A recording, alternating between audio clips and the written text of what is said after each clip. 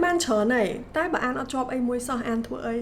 ní cứ chia sầm nụ muối để nhom tay tại xu luôn ảnh hai có chia sầm nụ muối đà miền kia dương mật nè mơ video mà nè nước ban xu nhom đà chẳng trong video ní nhom trang chạy lại vì lập biệt để nhom án hai nằng vị thi xa để nhom thuaอย่างนั้นដើម្បីចំរាញ់យកព័ត៌មានតិន្នន័យនិងមេរៀនល្អៗពីសភៅដែលខ្ញុំអានណាចាខ្ញុំផ្ទាល់បានអានប្រហែលជា500ក្បាលទៅ600ក្បាលហើយសភៅតាំងពីឆ្នាំ2011មកម្លេះបើសិនបើយើងម៉ាក់ថាមួយក្បាលចំណាយពេល10ម៉ោងក្នុងការអានអញ្ចឹងបានន័យថាសភៅប៉ុណ្ណឹងចំណាយពេលប្រហែលជា5000ម៉ោងឬក៏ស្មើនឹង700ថ្ងៃ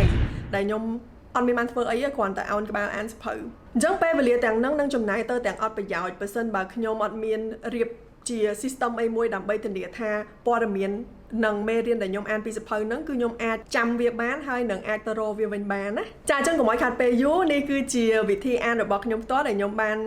បង្កើតហើយនឹងបានព្យាយាមកែតម្រូវក្នុងរយៈពេល10ឆ្នាំជាងដែលខ្ញុំបានអានសភៅហ្នឹងមកចាអញ្ចឹងសម្រាប់ខ្ញុំផ្ទាល់គឺខ្ញុំចូលចិត្តអានសភៅ fiction និង non fiction ត្រូវទេ fiction គឺសភៅប្រឡោមលោកដែលគេបង្កើតឡើងមានតួអង្គមានរឿងមានអីចឹងទៅសភៅ non fiction គឺជាសភៅរបៀបដែលប្រើប្រាស់ការស្រាវជ្រាវឬក៏ព័ត៌មានអីមួយដើម្បីក្នុងគោលបំណងចែករំលែកព័ត៌មានតាក់ទងនឹងប្រធានបទហ្នឹងអញ្ចឹងវាអាចមានជាសភៅ self development គឺការអភិវឌ្ឍខ្លួនសភៅប្រវត្តិសាស្ត្រសភៅវិទ្យាសាស្ត្រសូម្បីសភៅពុទ្ធពធប្រសងអីហ្នឹងសភៅ Bible អីហ្នឹងក៏យើងអាចចាត់ទុកជា non fiction ដែរចាអញ្ចឹងសម្រាប់ខ្ញុំផ្ទាល់គឺខ្ញុំអាន fiction គឺដើម្បីសប្បាយដូច្នេះខ្ញុំអត់មានដូចថាយុទ្ធសាស្ត្រក្នុងការធ្វើមិនកត់ត្រាឬក៏សំយោគពីសភៅប្រឡោមលោកដែលខ្ញុំអានទេសំខាន់បំផុតគឺខ្ញុំរើសប្រឡោមលោកដែលខ្ញុំចូលចិត្តហើយខ្ញុំអានហើយសប្បាយក្នុងពេលដែលអានវាហ្នឹងក៏ប៉ុន្តែសភៅ non fiction គឺខ្ញុំចំណាយពេលច្រើនលើសហ្នឹងក្នុងការវិភាគកត់ត្រាហើយនឹងសង្ខេបវាដើម្បីធានាថាចំណេះដឹងដែលគេព្យាយាមឲ្យយើងហ្នឹងគឺយើងបានទទួលជោគជ័យចាអញ្ចឹងជំហានទី1គឺយើងជ្រើសរើសសភៅដែលយើងចូលចិត្តហើយនឹងចង់អានជំហាននេះសំខាន់តែមានគេមើលរំលងច្រើនបើអ្នកចង់បង្កើតទម្លាប់ក្នុងការអានណាយើងគួរតែចាប់ផ្ដើមអានសភៅដែលយើងចង់អានឬក៏ចូលចិត្តពីព្រោះថាជីវិតយើងខ្លីយើងអត់គួរចំណាយពេលលើសភៅដែលយើងអត់ចូលចិត្តទេលុះត្រាតែសភៅហ្នឹងសម្រាប់ការរៀនឬក៏សម្រាប់ការងារអានឹងរឿងផ្សេងដូច្នេះបើនិយាយពីរឿង non fiction វិញ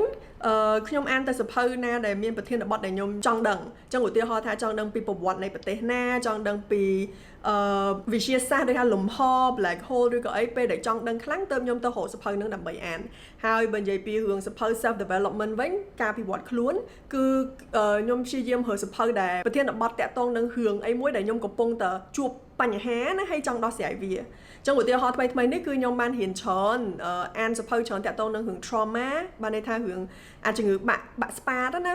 ហើយនឹងរឿងតាក់ទងនឹងរឿងភាពភ័យខ្លាច anxiety អីចឹងទៅភាពព្រួយបារម្ភខ្លាំងអីចឹងទៅដោយសារក្នុងជីវិតខ្ញុំគឺកំពុងមានរឿងហ្នឹងអញ្ចឹងពេលដែលយើងអានសភៅហ្នឹងគឺយើងជក់យើងចង់អានតាំងពីដំបូងហ្មងចាអញ្ចឹងជំហានទី2គឺការអានអានេះអត់មានអីចម្លែកទេគឺយើងរើសសភៅដែលយើងចាប់អារម្មណ៍ហើយគឺយើងអានអញ្ចឹងពេលដែលខ្ញុំអានគឺខ្ញុំចូលចិត្តធ្វើសកម្មភាព2គឺ highlight ហើយនឹងកត់ត្រាចាអញ្ចឹងខ្ញុំ highlight ទិន្នន័យសំខាន់ព័ត៌មានសំខាន់ក៏ដូចជា quote ពាក្យសម្ដីចាក់ដោតដែលយើងគិតថាអូនិយាយមកត្រូវហ្មងណាហើយនឹងមួយទៀតហ្នឹងគឺគំនិតសំខាន់បានន័យថា main idea នៃផ្នែកនីមួយៗនៃសភៅពីព្រោះថាសភៅឲ្យតែសភៅរបៀប non fiction របៀបព័ត៌មានអញ្ចឹងគឺវាតែងតែមានក្រងឆ្អឹងមួយបានន័យថាគេមានគំនិតសំខាន់មួយអញ្ចឹងទៅហើយគំនិតសំខាន់ហ្នឹងគឺមានផុសតាងដើម្បីជួយគ្រប់គ្រងគំនិតសំខាន់ហ្នឹងចាអញ្ចឹងបើទោះជាអ្នកនិពន្ធគាត់ខំប្រឹងលាក់បាំងក្រងឆ្អឹងហ្នឹងយ៉ាងណាក៏ដោយយើងគង់តែរកឃើញឯងហើយនៅពេលដែលយើងរកឃើញក្រងឆ្អឹងហ្នឹងគឺធ្វើឲ្យយើងឃើញចំណុចសំខាន់ក៏ដូចជា argument ណាព័ត៌មានដែលគេលើកមកក្នុងការចង់ឲ្យយើងជឿរឿងអីមួយហ្នឹងគឺយើងឃើញថាគេមានផុសតាងអីគេខ្លះចាអញ្ចឹងនៅពេលដែលយើងរកឃើញក្រងឆ្អឹងហ្នឹងគឺវាធ្វើឲ្យយើងស្រួលវិភាគហើយនឹងវាយតម្លៃសភៅហ្នឹងនៅពេលក្រោយហើយបើសិនជានិយាយពីរឿងនៃការ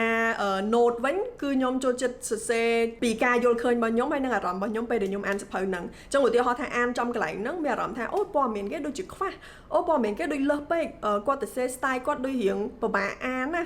អត់គួរឲ្យចង់អានឬក៏អូគាត់ទៅសេគួរឲ្យជក់ចិត្តខ្លាំងណាឬក៏អីអញ្ចឹងទៅអញ្ចឹង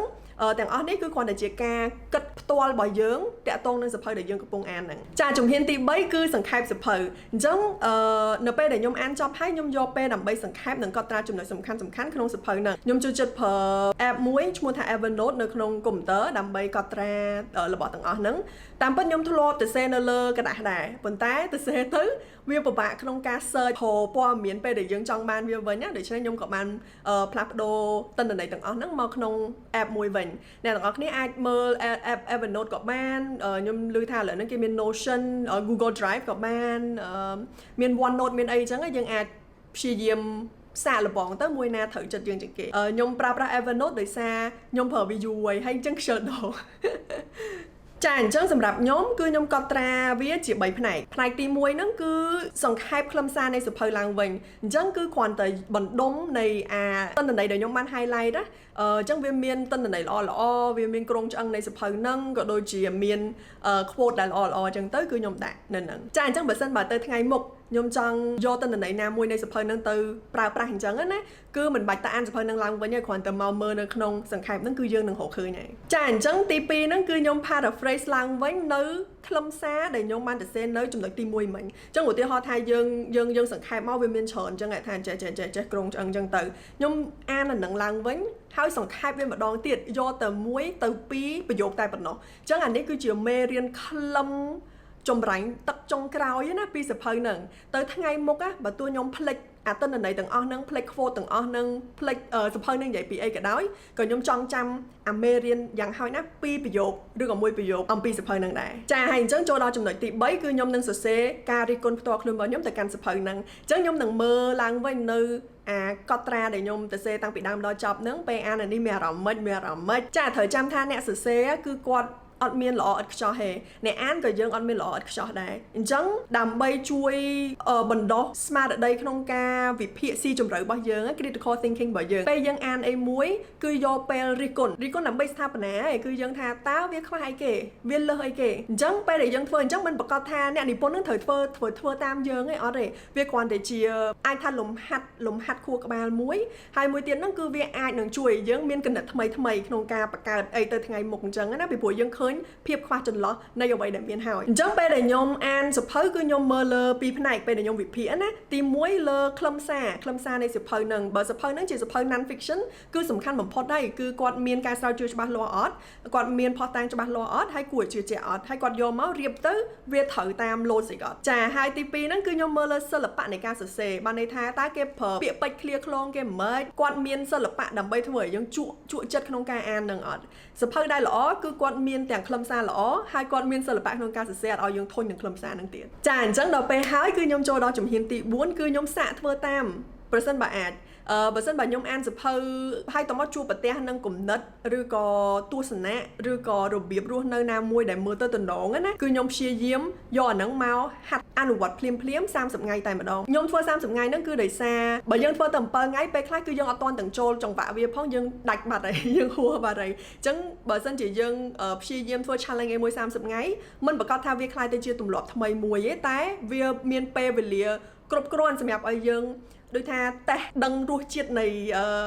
ទម្លាប់ហ្នឹងណាចាអញ្ចឹងប៉ុណ្ណឹងឯងchoអ្នកទាំងអស់គ្នាវិញចូលចិត្តអានសភៅរបៀបមិនដែរហើយអាច comment ខាងក្រោមចែកគ្នាបន្តិចមកណាហើយបើសិនបើអ្នកទាំងអស់គ្នាចាប់អារម្មណ៍លើការអភិវឌ្ឍខ្លួននិងការអានសភៅកុំភ្លេច like ហើយនិង follow page មួយនេះឬក៏ channel មួយនេះចាអញ្ចឹងកុំភ្លេច like comment share វីដេអូមួយនេះឲ្យបានច្រើនទៅល្អអរគុណច្រើន bye bye oh waitបើសិនបើអ្នកទាំងអស់គ្នាចង់ផ្ញើវីដេអូហ្នឹងទៅអូកាឡាក្រាស់គឺអាចធ្វើបានដូចពីមុនអញ្ចឹង go for it good luck bye bye